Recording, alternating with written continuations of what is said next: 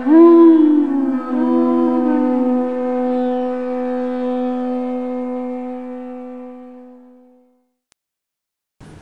Namo Bhagavate Vasudevaya. Om Namo Bhagavate Vasudevaya. Om Namo Bhagavate Vasudevaya. So we are reading from Srimad Bhagavatam, 7th Canto, Chapter 13, Text 11. The title, The Behaviors of a Perfect Person. So Narada Muni is continue his instructions to Yudhishthira Maharaj. Atrape udaharati mam iti asam puratanam Pradasya cha sambadam mune ajagarasya cha atrapi udaranti mam iti asam puratanam puraradasya cha sambadam Mone ajagarasya cha. Atra, hearing, happy, although not exposed to common eyes, udaharanti, the learned sages recite as an example. Imam, this Itihasam, historical incident, Puratanam, very, very old, Praradasya, of Prahlad Maharaj, Cha, also, Samvadam, conversation, Mune, of the great saintly person, Ajagarasya, who took the profession of a python. Cha, also. Translation and purport by His Divine Grace, A.C. Bhakti-Vedanta Swami Prabhupada Ki. As a historical example of this, learned sages recite the story of an ancient discussion between Prahlad Maharaj and a great saintly person who was feeding himself like a python. Translation responsibly. As a historical example of this, learned sages recite the story of an ancient discussion between Prahlad Maharaj and a great saintly person who was feeding himself like a python. Purport. The saintly person met by Prahlad Maharaj was undergoing Ajagarat Vritti, the living conditions of a python which does not go anywhere but sits in one place for years and eats whatever is automatically available. Prahlad Maharaj, along with his associates, met this great saint and spoke to him as follows. Gurave Gurachandaya Radhikaya Tadanaya Krishnaya Krishna Bhaktaya Tabhaktaya Namo Namaha Agyana Trivandasya Gamangana Sadakaya Chashmitana Tasma Shri Gurave Namaha Vanchaka Paturgascha Kripasimyocha Patita Nampona Bivashna Bhyanamana. So I thank everyone for being here for Srimad Bhagavatam class discussions. And of course, the senior Vaishnava, like His Holiness Mahavishnu Maharaj. So it's a special honor to be speaking before personalities. So the continued discussion of Varnashram system, which culminates in the symptoms, the behaviors of a Paramahansa. So this, in the past several verses, which we have been reading, so we have been hearing about the various characteristics of such a person, and how the person, how he's completely beyond normal day-to-day materialistic consideration in terms of what is good, what is bad, who's favorable, who's unfavorable, which means the person have attained, equanimity. It has risen above any kind of materialistic consideration. Does not praise anyone and does not criticize anyone. So it's such a wonderful achievement to come to that particular level of spiritual realization. Normally the sages, when they are giving instruction like this, they always have historical elements to back it up, to provide as an example. Because Narada Muni, he has been speaking philosophy. He has been speaking philosophy, talking about the symptoms or the characteristics of a person who is spiritually advanced. But he also now, he wants to give an example by narrating an historical incident. Itihasam Puratanam. Itihasa means stories, histories, and Purana means very, very old. Something that is very, very old, millions and millions of years old. Because whatever we read in the Vedic scriptures, they are fact. It has taken place before. It's not just an imagination. Even when Lord Krishna, when he was speaking to Arjuna, so he always gives reference to what many, many sages have spoken before in the past. So that by hearing about those who have undergone through the same process of a spiritual realization, then it gives us some kind of a confidence that yes, what we are doing, there is already a precedent, which basically will give us hope of attaining the ultimate goal of life.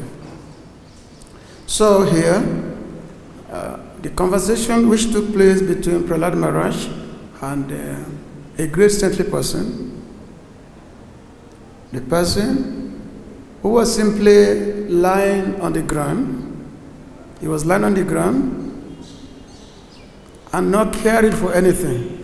He wasn't caring, and he was a very, very happy person. So Prahlad Maharaj was very, very interested to hear from this person. This we're going to hear in the next, as we go on in the verses up to the end of this chapter. We're going to be hearing about the narration of this person, how this person have attained the exalted stage of spiritual realization. Now, in the Bhagavad-Gita, which is the 11th canto of Bhagavatam, so Lord Krishna was talking to Uddhava, and I was describing the similar incident of what happened, because there was one time Yadu Maharaj, Maharaj Yadu, he was going about his kingdom, and he came across an Avaduta. An Avaduta is a person who does not care for anything. He just go about, and he just go about wandering about all over the land. He does not care for whatever people may think about him. So Yadu Maharaj, he met this person, this Avadut, and he observed his characteristics. He saw that this person is nicely, his body is well-formed body. And he was very, very happy person, very peaceful, very contented. So, looking at him, Abhatud Maharaj, Yadu Maharaj, he could see that this person, such a nice picture. But at the same time, he doesn't work. He's not working. He's just a wandering person. He doesn't have any particular occupation. And so Yadu Maharaj could see that this person has attained the exalted state of self-realization. So Yadu Maharaj then asked him a question that, tell me your secret. How have you attained this level of self-realization? I can see that you are self-satisfied and Atmaram. So what is your secret?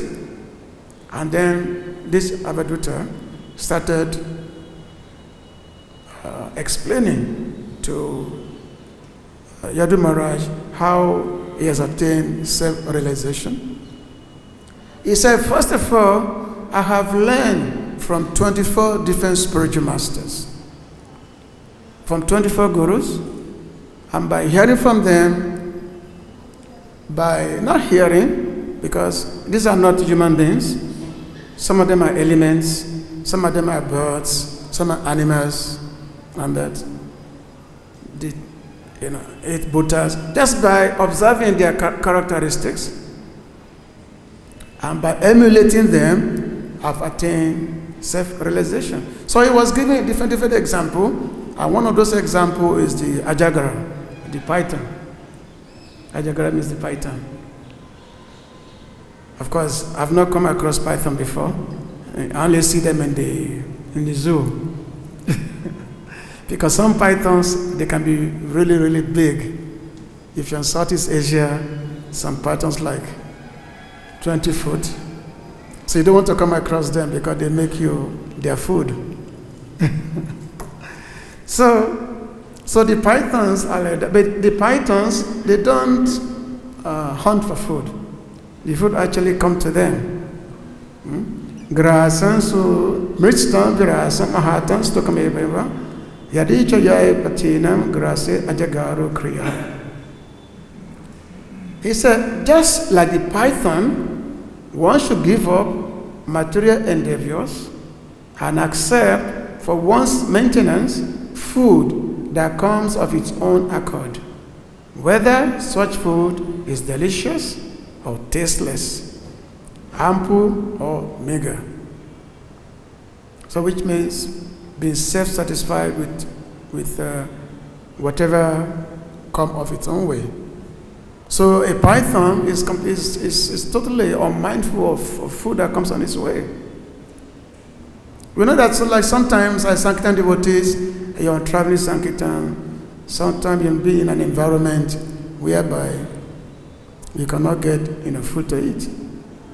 Sometimes, as traveling Sankirtan. And sometimes,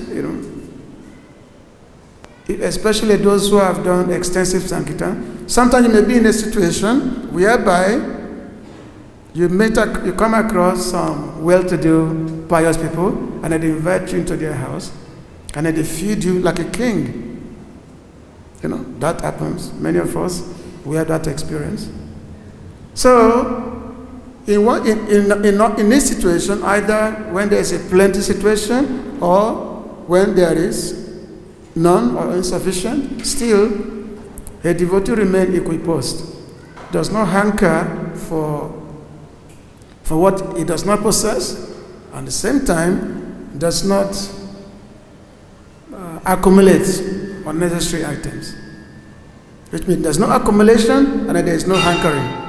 These are some of the symptoms, of a devotee. So this Yadu Maharaj, he said, I've really become contented just by observing the characteristics of a python. And then he also talks about the bee, which is very, very similar characteristics of the bee. He says, "Tokan grase grasam deho ateya griyan ahinsaran at state britu ma Madhurikan Munhi. He said the self-realized sage should accept only enough food to keep his body and soul together, taking just a little from different houses without giving trouble to the householders. In this way, one should take a lesson from the honeybee.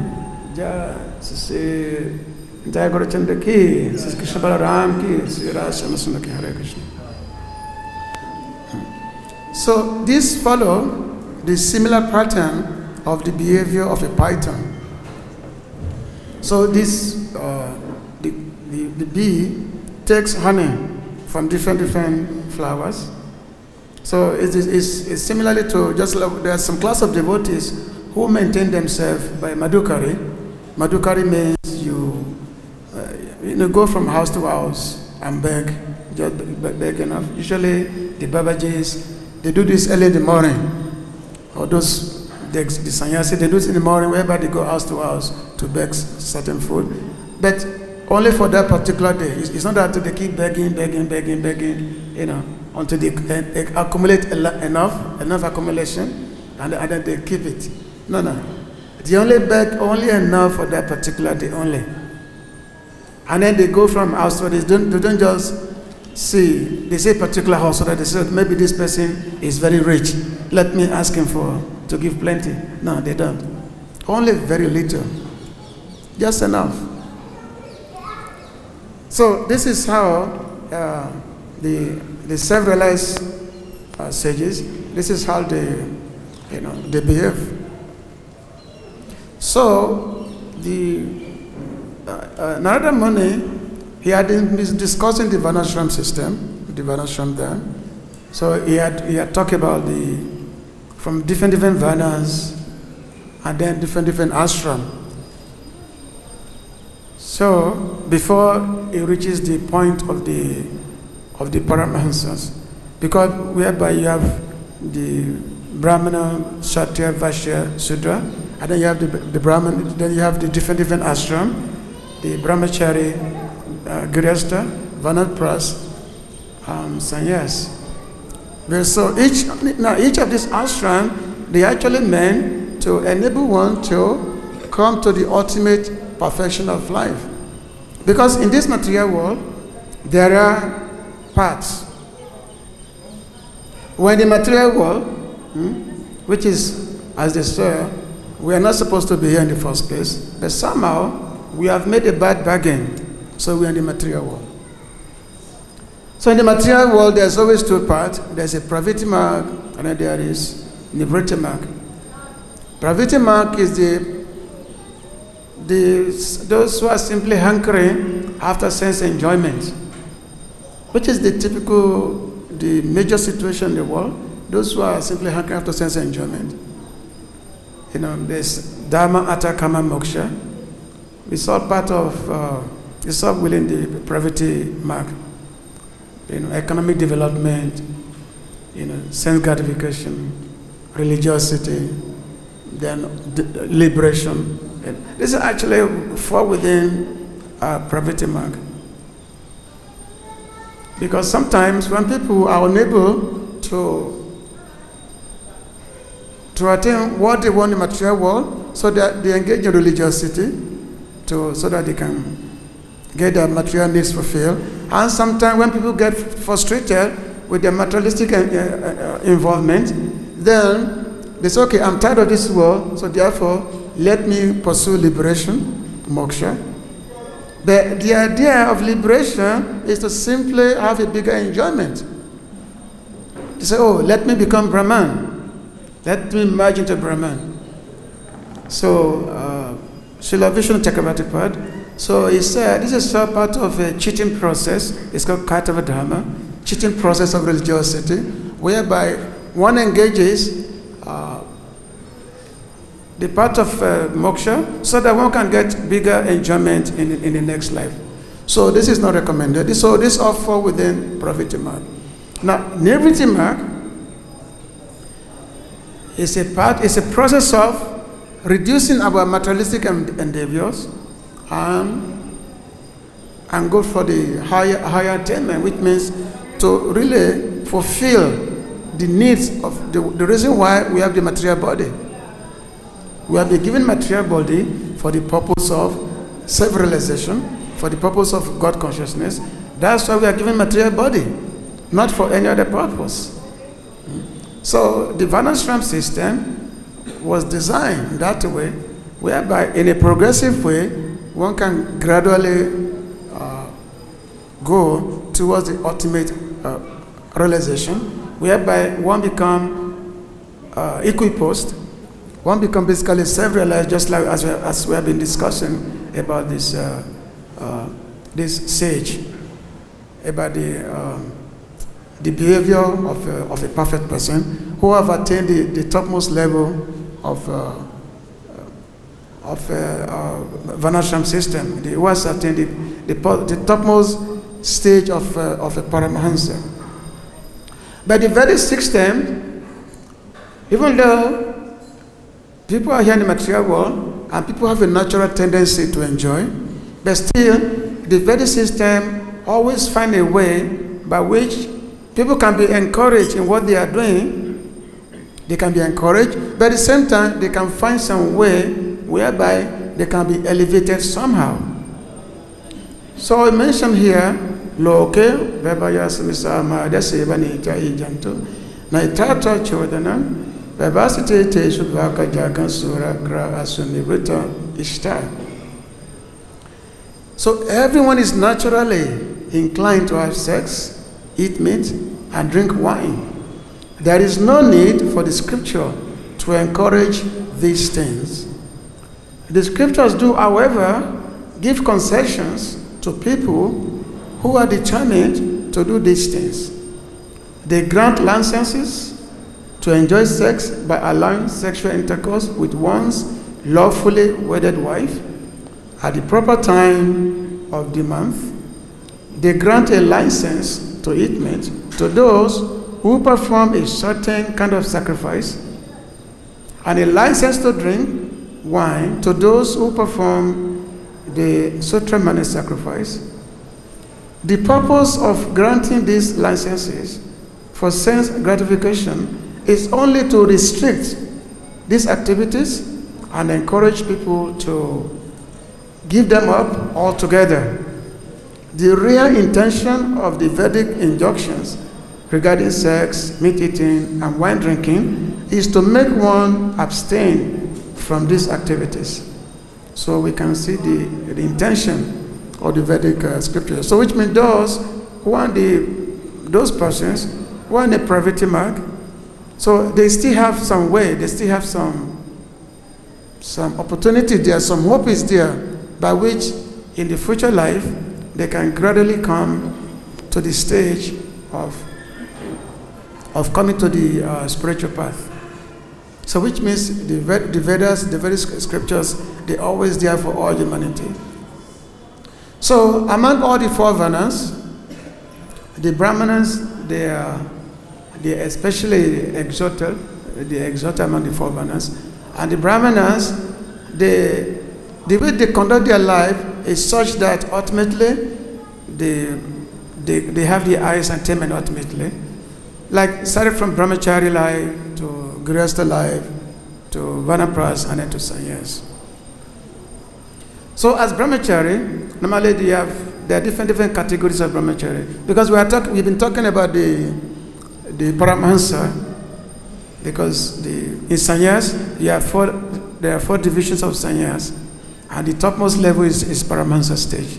The topmost type of is Paramahansa. But the brahmacharis, there are also four types of brahmacharis, four divisions. You have Gayatra, Brahman, Praprapati, and Naistika brahmachari. Four types of brahmacharis. So Gayatra is the one who learns the Gayatri mantra from the Guru, abstains from salt spices for 3 days, and then takes up family life. So a very, very short period of time. And there's another form of brahmachari. It's called Brahman, who learns Brahma Gayatri and then stays in the Gurukul for a full period of 12 years, studying, begging for the spiritual master, practicing his rituals, and then upon graduation takes up married life. And then there's another type of brahmachari, prapapati. He learned Gayatri mantra and stays 3 years minimum after graduation from Gurukul and then marries. So you have, one is brahmachari for 3 days, one can be brahmachari for 12 years or more, or one can be brahmachari for 3 years. And then there's another Nastic brahmachari. So the Nastic brahmachari is the one that never marries. He always studies in Gurukul and dwells in the house of the spiritual master or in ashram until his death. So we have many personalities who are like a Nastic brahmachari, just like Srila Bhaktisiddhanta. He was a Nastic brahmachari, like that. And then also there are 4 types of grihastha, 4 types of householders. There's one householders who live just by accepting charity. Like he goes from different places to accept charity in order to maintain himself. And then there's another householder who's, in order to maintain himself, teaches scriptures, teaching people scriptures, and also performing sacrifices for people. In this way, he earns wages to maintain himself.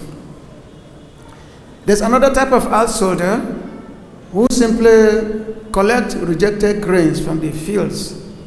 Normally the farmers, when they grow their crops, there's always something that they reject. So the certain grihasthas, they find this, that instead of just begging or just collecting money by teaching the scriptures, it's better to simply collecting something just for the maintenance of the body. Very simple grihasthas. And then there's another type of grihastha who accept occupation from lower caste, lower varnas. They accept occupation just to maintain themselves. Sometimes they may accept the occupation of a Vaishya, or sometimes occupation of a Kshatriya. Just like Duracharya, he was a Brahmana, but being a Brahmana, he found it difficult to maintain himself. Even his son, Ashwatthama, he could not even give milk. Sometimes he will have to put some kind of chalk on the lip of Ashwatthama, so that when he go to play with his friend, they will think that he had drink milk. But there was no milk, because we were so poor, he was so poor. So in order to maintain himself, he had to accept the occupation of a Kshatriya. So by going to the house of the Kurus, and then teaching the Kauravas the art of fighting.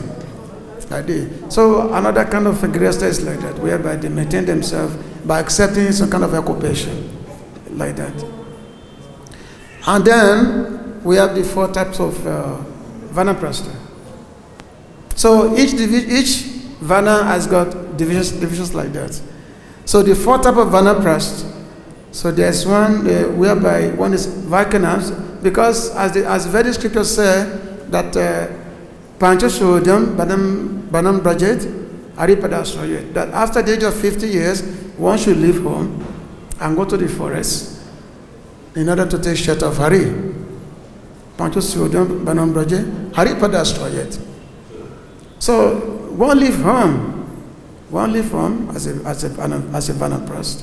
So there are different types of Vanaprastha. So those who retire from active life and live on half-boiled meals. Valakil years, those who quit their former stock of grains upon receipt of more,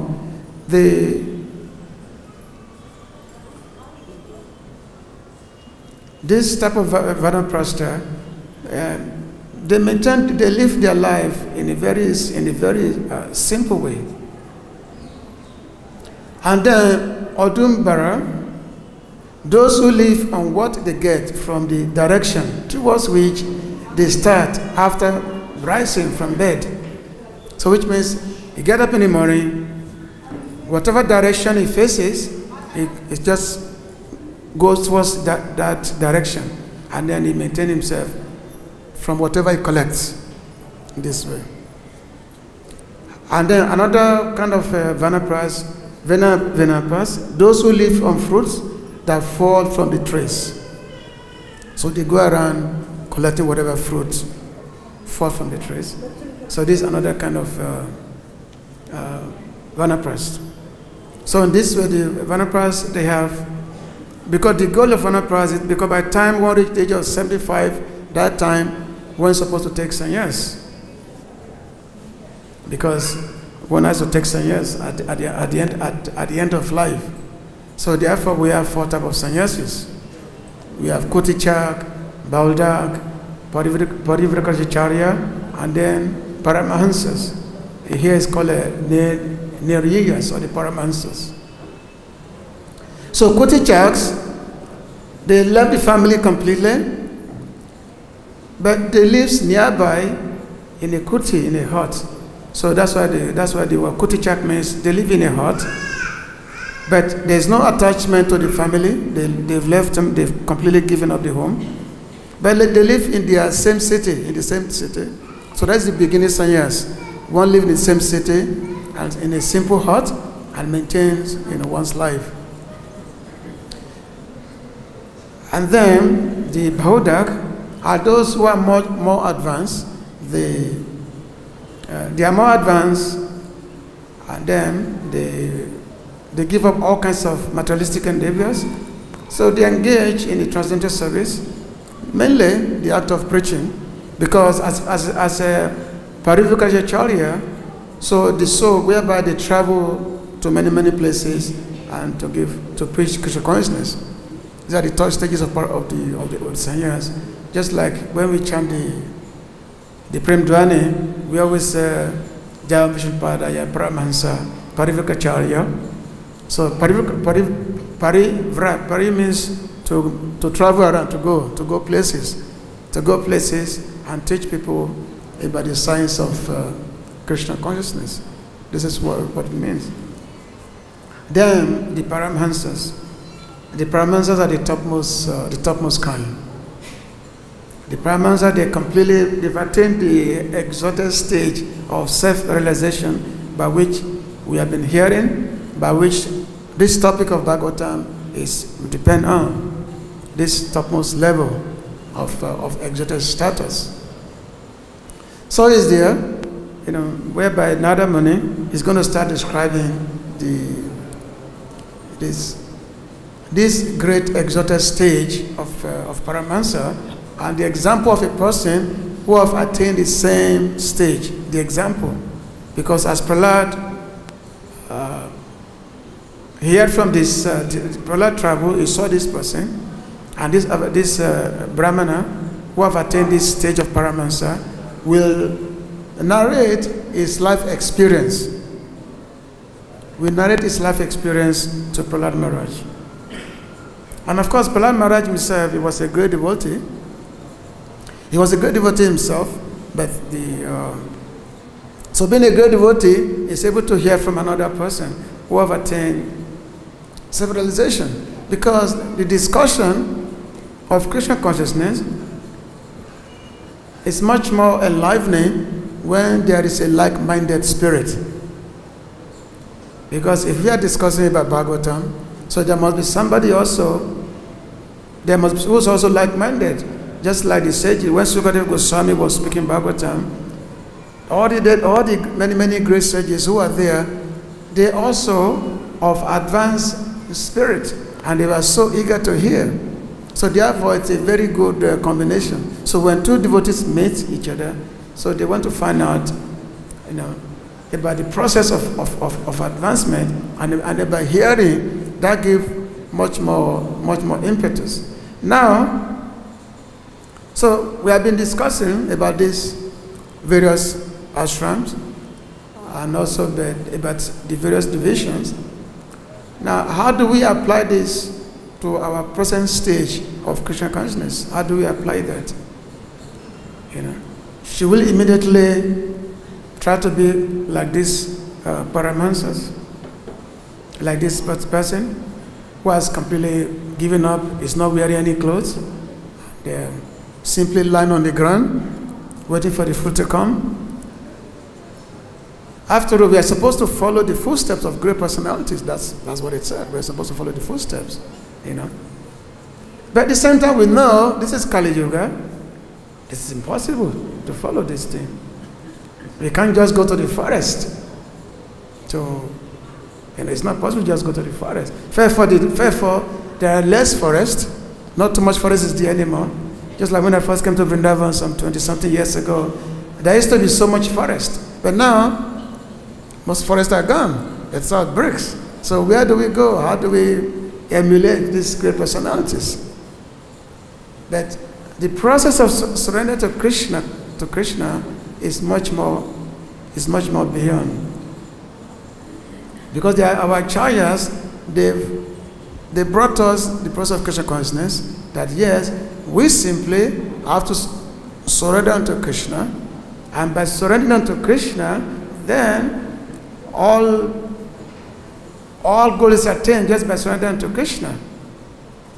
In the Adi Bhakti Vilas, Sanatana Goswami, he described the process of surrender.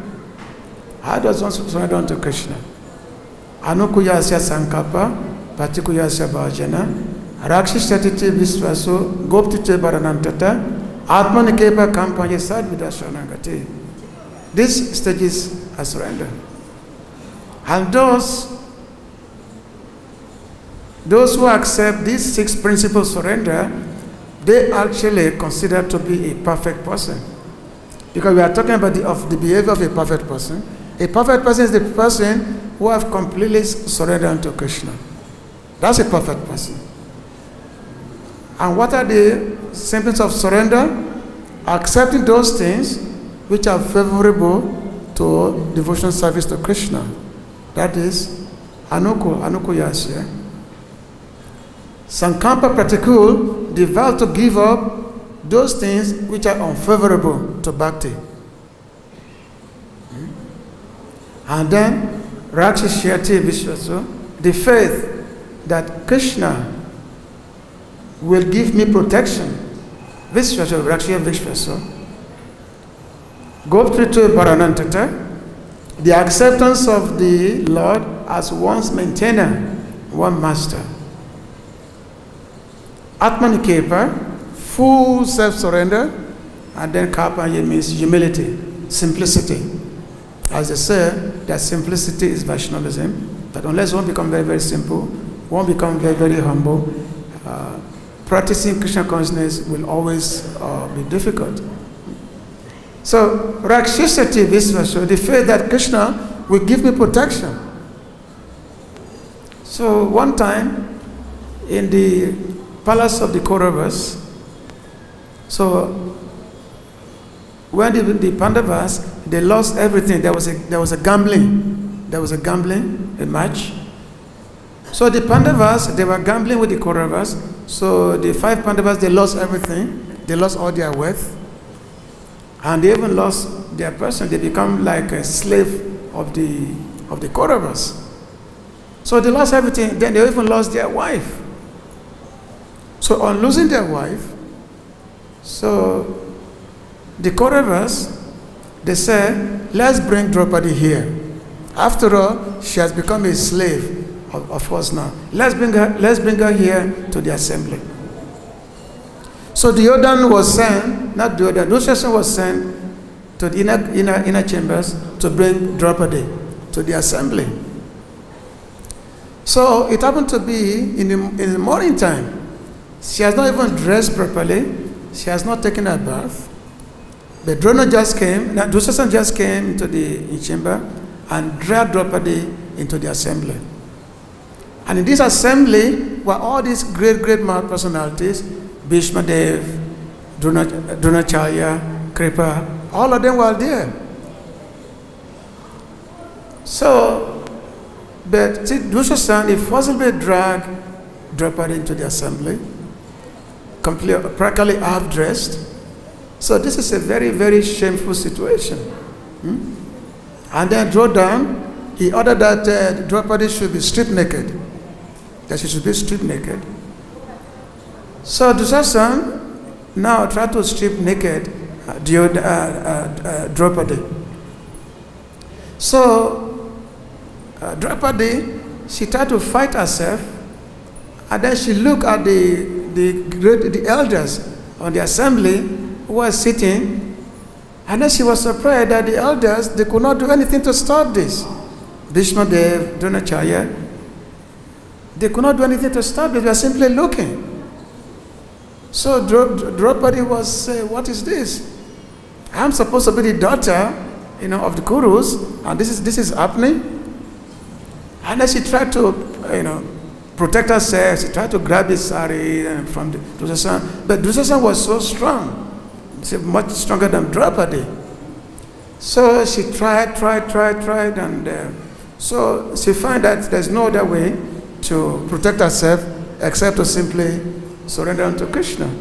So she raised up her two hands and said, hey Krishna, hey Govinda.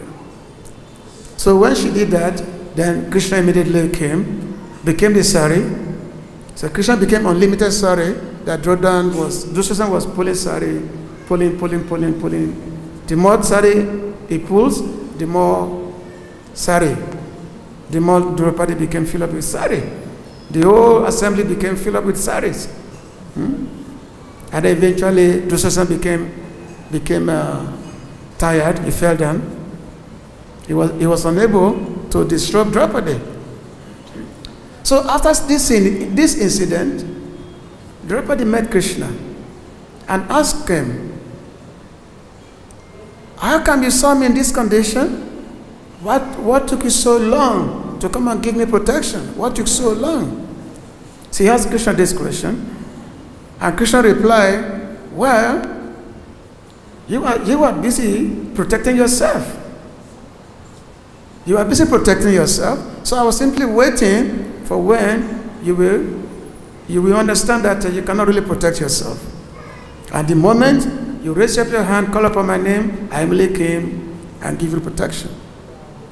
So that's why Rakshishati Vishwas. Vishwa means the faith. The faith that yes, Krishna is my only protector. No one else will protect us. Because the more we'll have faith in our own ability, the more frustrated we'll become. So the pure devotees, they have this full faith in Krishna, that yes, Krishna is their only protector. And then Goptritve Bharanandat, they have full faith in Krishna that yes, Krishna is my maintainer. Krishna will give me the full maintenance. They don't even consider themselves that, oh, they have this property, they have that. That after all, Krishna is the owner of everything. Krishna is the doer of everything. Everything belongs to Krishna.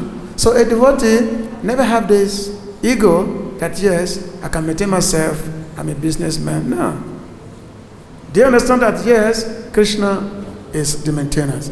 There is a nice song by Srila Bhaktivinoda Thakur emphasizing this point of Krishna always maintain his devotees, and how a devotee have his full faith in Krishna. Amara bolite Prabhu Araki Chunai Tumi Amara Matrapita Bandhubai Bandhu Dara Suta Suta Tabadasi Daso Seitu Sambade Sobi Amara Prayasa Dana Jana Gredara Tumara Bolia Rakakori Amimatro Sebaka Oiya Tumara Kayera Tore Upajibo Dana Tumara Samsari Baya Kuribo Bana Balo Mandana Ijani Seva Matro Kori Tumara Samsarami Visaya Prahari Tumara Ichaya Moro Indriya Chalana Shabananda Sanagrana Bojana Basana Nija Sukalagi Kichu Naikori Hara Bakativi Nodo Kopole Tabasuka Sara. So he's saying, nothing remains mine. Father, friend, brother, you are even this to me. Those whom I call friends, wives, sons, and daughters are all your servants and maid servants. Whatever care I take for them is only as it relates to you. If I continue to maintain my wealth, family members, home, and wife, it is because they are yours. I am a mere servant. For your service, I will earn money and bear the expense of your household. I know neither good nor bad. I merely serve. I am but a watchman who guards the properties in your household. The exercising of my senses, hearing, seeing, smelling, tasting, touching, is done according to your desire. I no longer do anything for my own pleasure. Bhakti-Vinod Thakur says, your happiness is the essence of everything. So this is the mentality of a devotee who have accepted Krishna as everything. So our time is gone, so I'm going to stop here. Hare Krishna. Is there any comments? There's a little question. Time is gone. Maharaj, you'd like to add something? Like to say something?